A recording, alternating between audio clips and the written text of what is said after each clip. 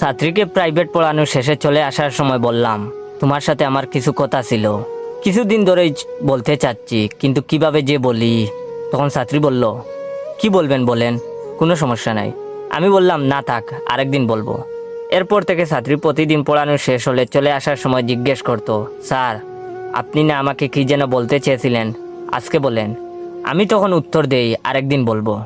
পঞ্চম দিনের মাথায় ছাত্রী জানালো, স্যার কালকে দুপুরবেলা পড়তে পারবো না, আমরা বেড়াতে যাব, ওখান থেকে সন্ধ্যার সময় আসব, সন্ধ্যার পর পড়বো। পরদিন সন্ধ্যার সময় ওদের বাসায় গেলাম, গিয়ে তো আমি অবাক, বাসা পুরো খালি, বাসায় ছাত্রী ছাড়া কেউ নেই।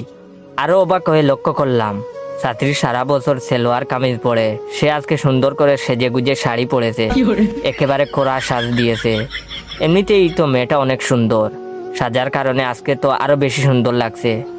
আমি জিজ্ঞেস করলাম, তোমার পরিবারের লোকজন কই, তাদেরকে দেখছি না কেন? তখন লাজুক হেসে ছাত্রী জবাব দিল, সন্ধ্যার দিকে বাড়ির সবাই মিলে মামাতো বোনের জন্মদিনে গেছে, সবার আসতে রাত 11টা বেজে যাবে। আমি বলেছি আমার শরীর খারাপ লাগছে, আমি যেতে পারবো না, মিথ্যা বলে তাদেরকে পাঠিয়ে দিয়েছি।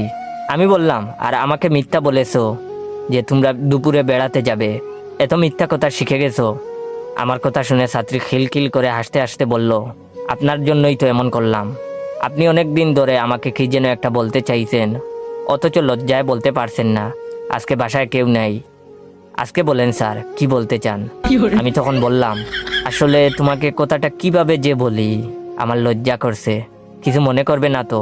তখন ছাত্রী বলল, আপনার যা খুশি বলতে পারেন, আমার কোনো সমস্যা নেই, আমি কিছুই মনে করব না, আপনার মনের কথাটা শোনার জন্যই তো আজকে সন্ধ্যার দিকে আসতে বলেছি। আমি বললাম, আসলে কথাটা হচ্ছে, না থাক, তুমি যদি ভুল কিছু মনে করো। তখন ছাত্রী বলল, প্লিজ স্যার বলেন, আমি কিছু মনে করব না, বলে গভীর দৃষ্টিতে আমার চোখের দিকে তাকিয়ে রইল।